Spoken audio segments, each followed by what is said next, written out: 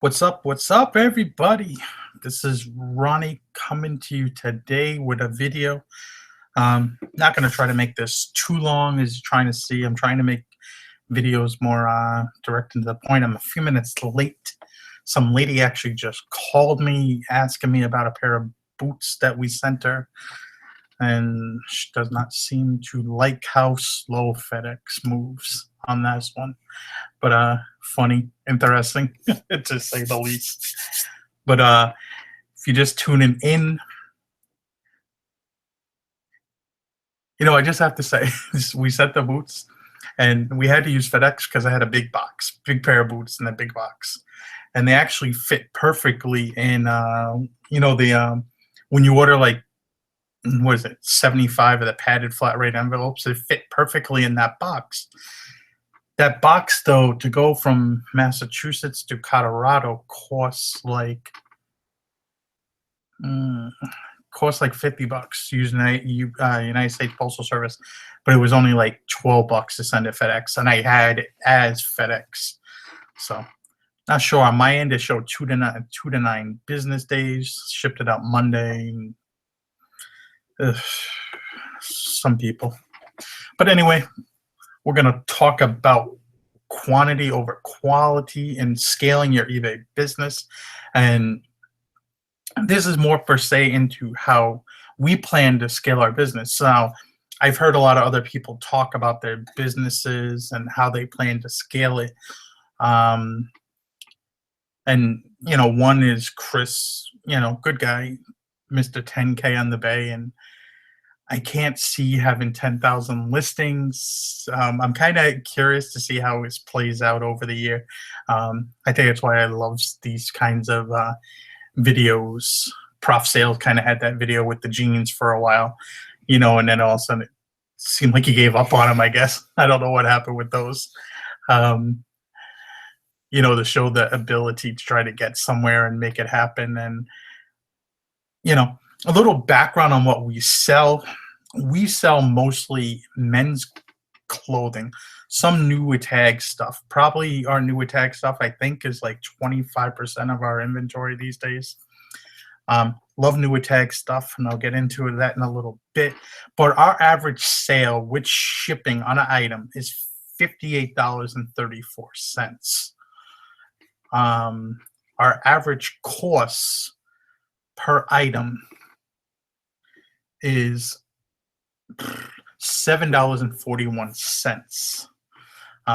That was last year, so it might have changed a little bit. I'm kind of going by last year's totals because I just did our taxes. We had all that paperwork.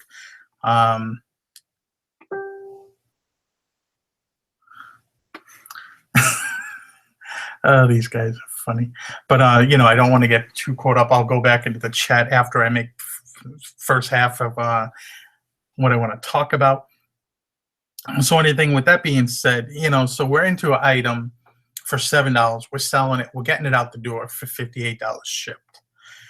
My business plan, we sell on average, I think over last year, we sold 1,885 items. So, it comes to like five items a day, so it's very doable because I only have to replace 5 items every day. I don't have to try to replace 20 items, 30 items, and so on and so forth. So my scalability and doing it just me and my wife is kind of a little more easier than other people where they have to get more employees and do all these crazy things. I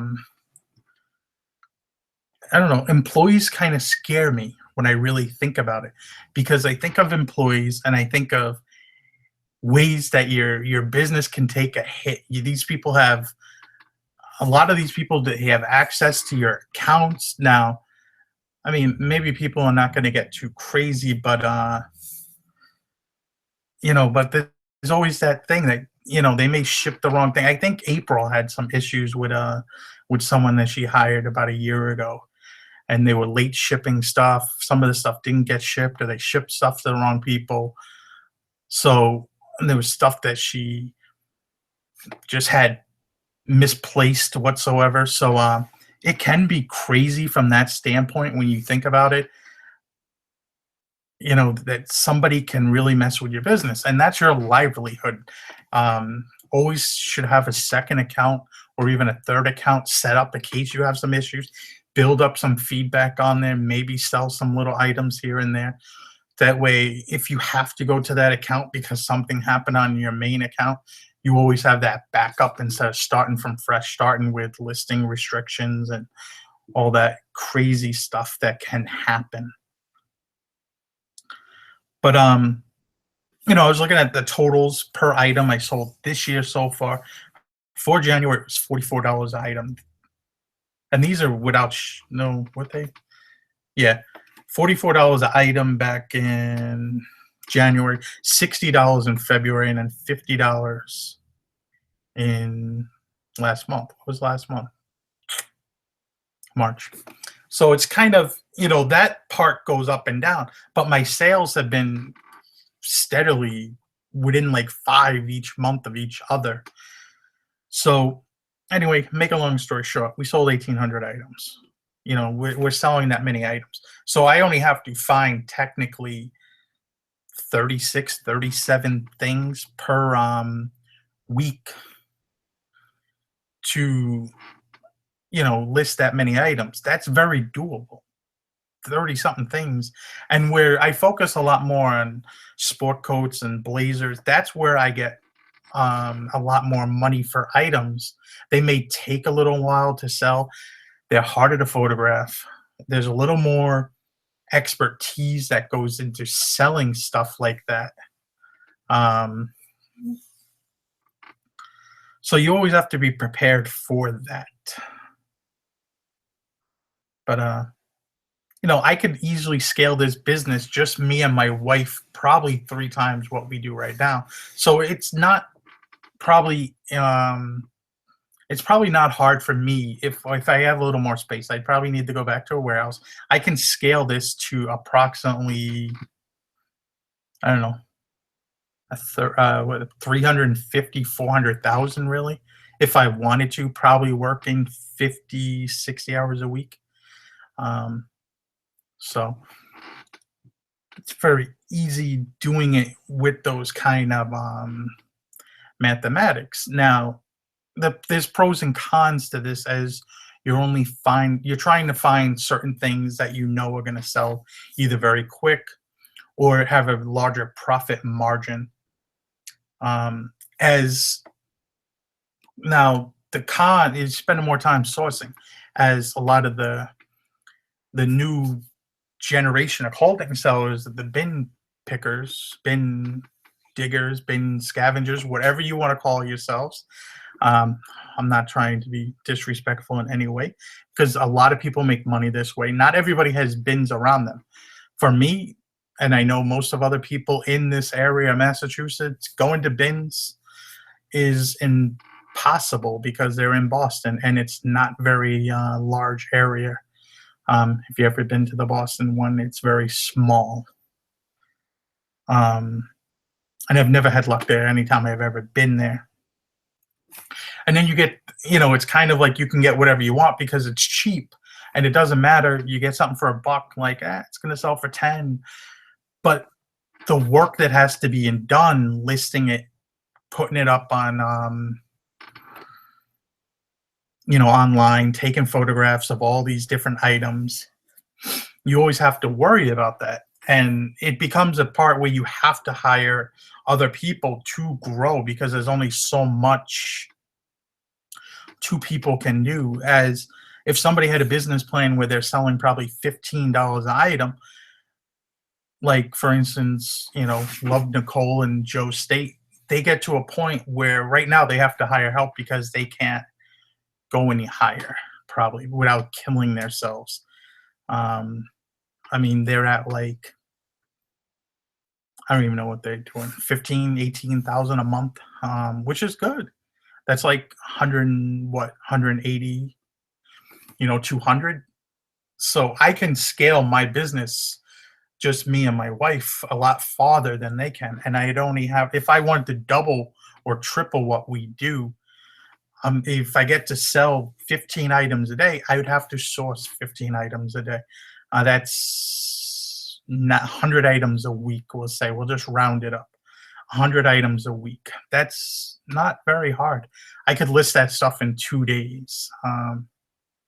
So, it's very doable.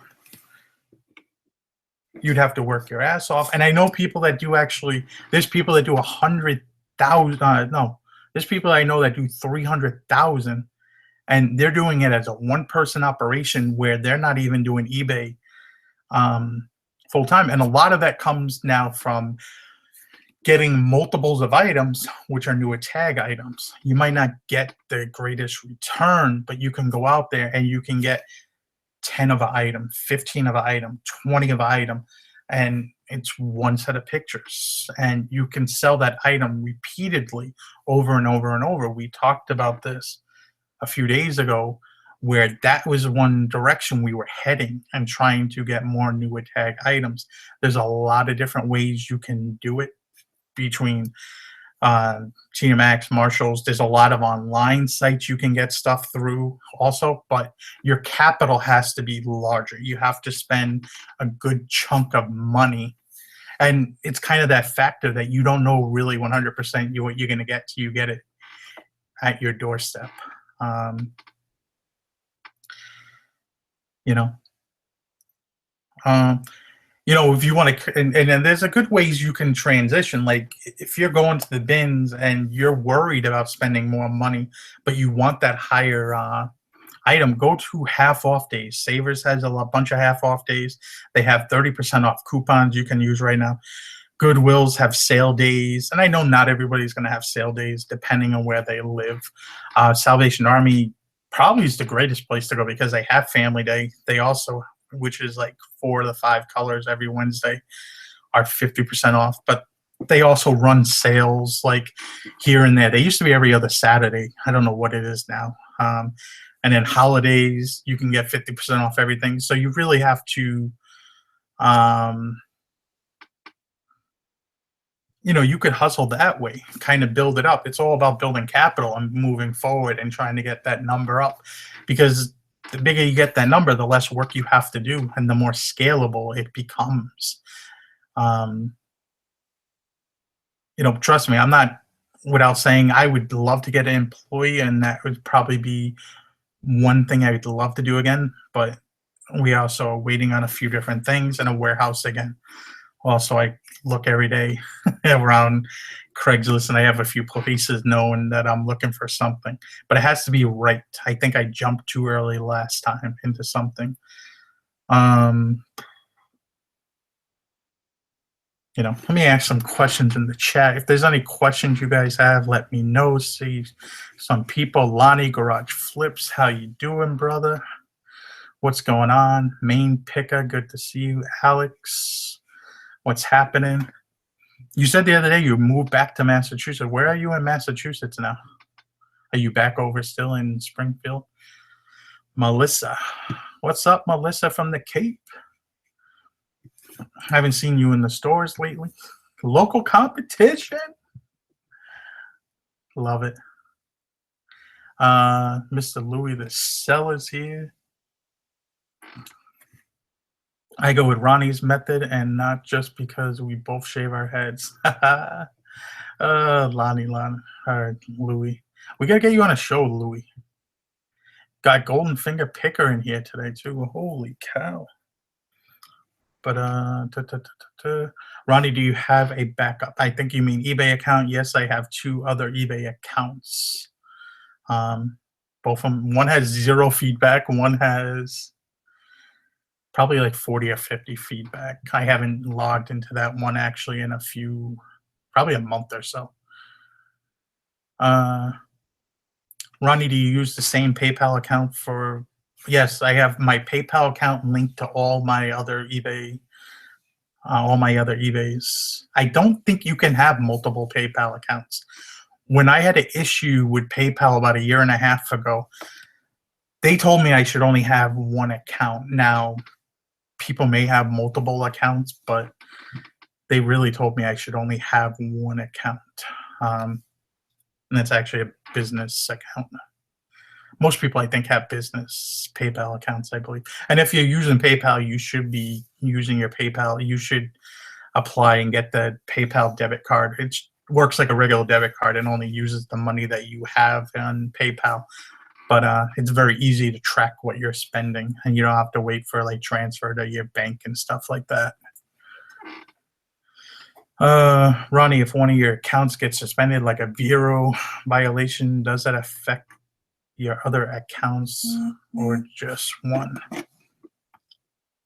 You know what? I'm not really sure at all. I've heard from people that they've been okay still on the other accounts. I have not known because I've never had that issue. But it's one of those things I'm not 100% sure on that question.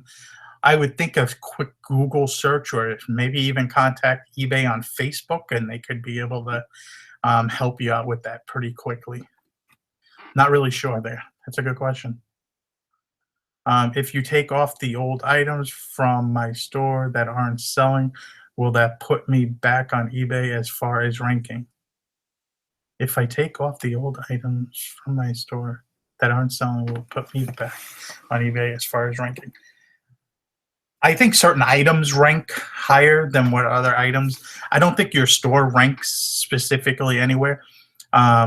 Best thing I can say is just make sure you have stuff that people want and the price range that it's affordable and people can buy, and you got to sell the right stuff.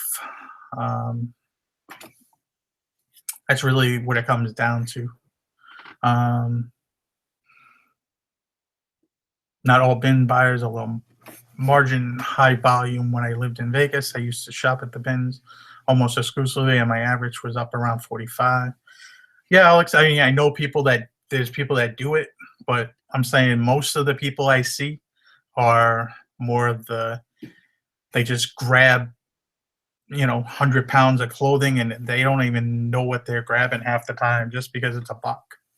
We're going to buy it. And we're going to figure it out later. I really dislike the bins. I'm going to go to the bins eventually one day again and see what's changed and see if anything has actually see how it is. I get anxiety just thinking about going to the Goodwill bin. It's like the outlet, whatever you want to call it. Whatever happened? What's the Goodwill outlet? Like, where did it become known as the bins? Like, when did that happen? Flip flops all day. What's up?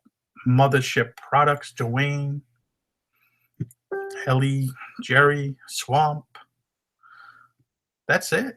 No more questions. Ronnie, if you go for quantity versus quantity, you agree? Would you have the patience as far as sales when you have? You know what? It depends on what items. Like I showed a video last night of some of my bread and butter stuff, and it just depends on what it is. But I sold two things yesterday that we had in that bin today that I just showed on there. I showed a shirt for $34 and another shirt for $31 shipped. So I mean, certain things sell well. The one thing that just takes a little bit time to sell, unfortunately, is suit jackets, suits, sport coats. That stuff just takes longer to sell. But the profit margin is so much better.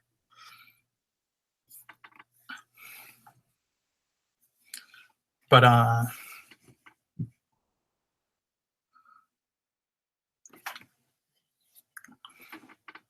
Kendall said her biggest flip was a shirt she sold from the bins for $400. I mean, you could find stuff everywhere and everywhere. It's, the bins are not my thing. From when I used to talk to, we used to have a manager I used to talk to a lot at our Goodwill store, not the manager, but assistant manager or something like that. And she used to tell me that a lot of the stuff that goes to the bins are not even sourced or gone through.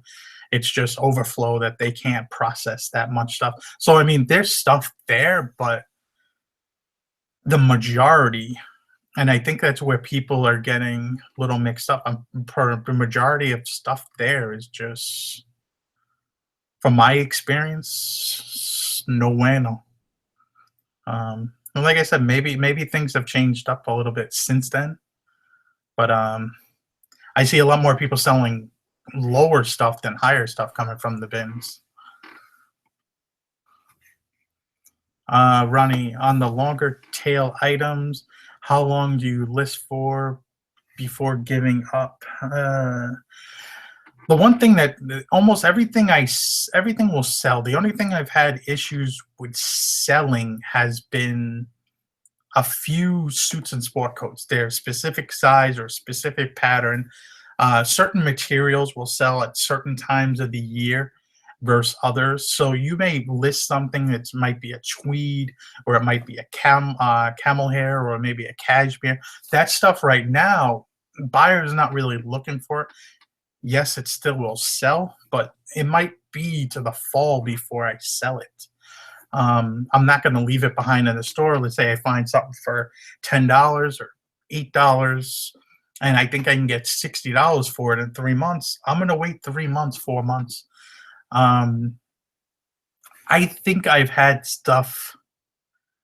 I don't like to give stuff up. When we moved from the warehouse back to the house, and then since then we've gotten 2 storage units where we place a lot of our stuff in now, and we're a lot better organized.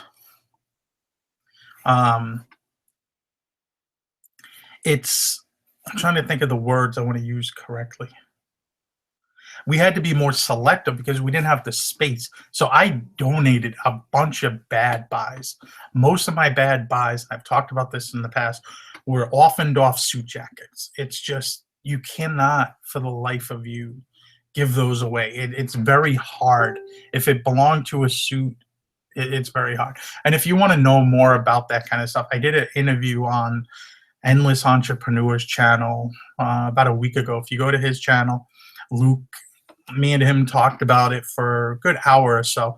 I mean, and I think there's a lot of good nuggets there to help people really figure out more about that kind of stuff. But I have shoes still in my inventory right now, and a few leather jackets that I've had listed for like 2+ years, maybe. I think there's a pair of shoes I've had for like 4 years. I was just looking at them the other day, thinking, yeah, it might be time to get rid of those. I don't know what they're still doing here. They're like one of these really foreign, like European brands, but they just don't sell for whatever reason. But I think it's time to. I got to go through stuff eventually. Eventually, when we move from our current situation to a different place, I will go through stuff a lot better and get rid of stuff. It's like planning for goal takes time, and you need to be selective. Yeah, I think it's what I went the only time. But last time I was to a bin was in Portland, Maine, and this was about a year ago. No, a little bit more than a year, probably like 14 months now, because we went there 15 months, 16 months, because we went there for a skiing trip in Freiburg, Maine, for New Year's, so last year. And I went on a little day trip going around, and my wife went skiing. And I literally, when we were there at the Maine, they rolled out this stuff. The lady just took like a handful of clothes, didn't even look at it, threw it in her cart. And then she was like looking through it, like putting it back piece by piece. She had 2 carts set up. And I was like, really, lady? What are you doing? It was kind of funny.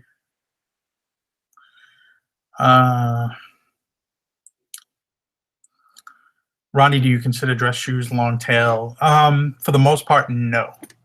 Dress shoes for me usually sell fairly quickly. I would say on average, with like I would say 50% of. If I looked on my store right now, let me look here real quick. I can give you an idea of what some things sell for.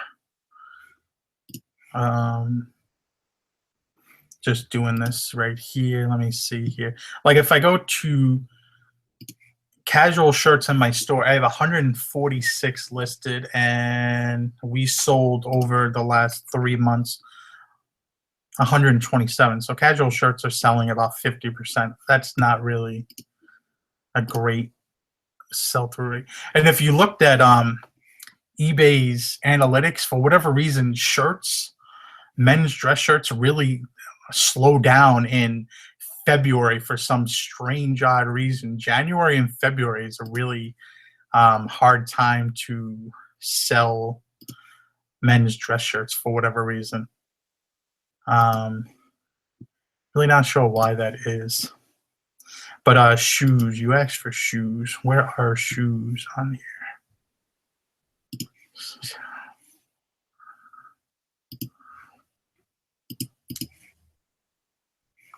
Okay, men's shoes. I currently have 19 listed.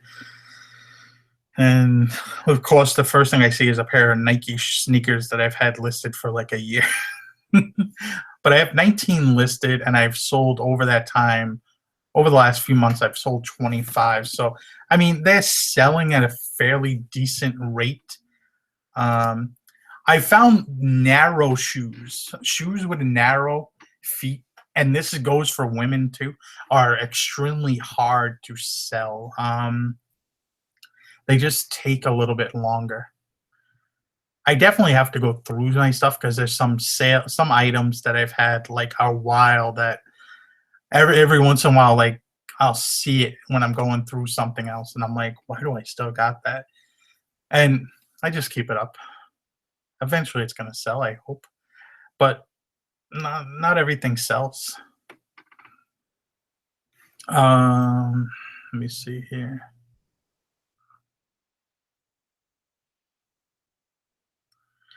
Do you write off donations, and how do you value it? I've never written off anything I've donated. Um, I just never thought of it.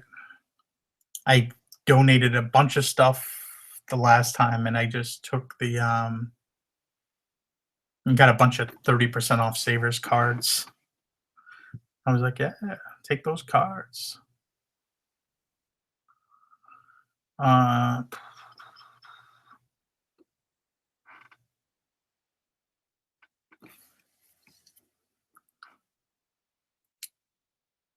Becky sold a pair of Allen Edmonds, quick flip, first pair, $75, very nice. Allen Edmonds, some do really well, some do not do very well. Just depends on the brand. I mean, the model number, the model. The great thing that they all show. Ronnie, how many repeat customers do you get in a given week? I think when I look at outright, last week I had 3. This week I've had 1. If I had to guess, between probably 8 to 10 a month. And we sell, like I said before, probably, I don't know, 160, 175 items a month. So that's like 5% repeat customers. I've actually been selling a lot of Hawaiian style shirts lately. Whose show did you go watch last night? I couldn't find it after your show. Lonnie at Garage Flips is his channel. And go over there and watch it. It was a good show. He did a show with the Cincinnati Picker.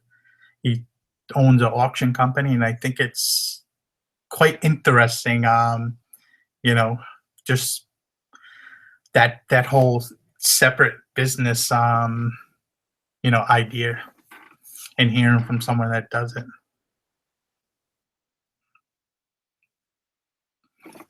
Let me see here. Larger women's shoes, size 13 and up and wide, sell very well. I've never found a women's shoe that size. I've had some men's basketball shoes that were like 17 or 18 a few years ago, and they took forever. And I was the only person with those shoes for a while. Question, Ronnie, have you ever considered expanding into selling more women's clothing? If not, why? Thanks. Question. Oh, that is the question. I got a bell for a question too. Want to hear my bell? Hey, my bell's not working now. Oh, there goes my bell.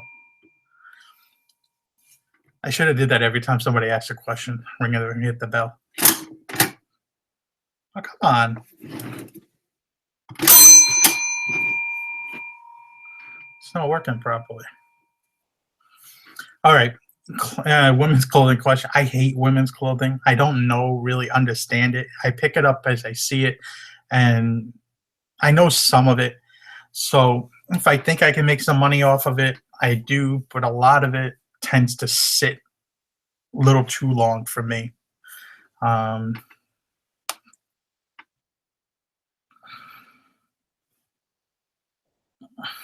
Let me see here. Do you think your business plan is attainable in most areas of the country? Yes, I really do. And there's certain aspects that certain niches, like there's always shoes almost everywhere. Um, and there's always sport coats and suits and everywhere. And you might not find the top brands, but you're gonna find the middle of the road brands that you can buy for $5 to $7 and turn consistently into $40 to $60 usually. You may have to travel a little bit. It's not uncommon for me to travel an hour or two to go to stores and to try to find more items than what we find around here. If you're going to constantly go to the same store in a small town, you might not um, you might not be able to get what you need. You know, you have to go to multiple stores and sometimes even go to a further place and far away. You know, big cities usually are a great place to go, and you might be an hour away from a big city or 2 hours away from a big city, but it does make it sense to go to that place to source if you're finding better quality items. But that's about it. If you want to know how I'm making my bell, I'll show my little thing is heavy as a brick. It's my little trolley fare counter. This thing is pretty cool. This came out of the Chicago trolley system thingy a while back, and you pull on the handle. Oh, come on.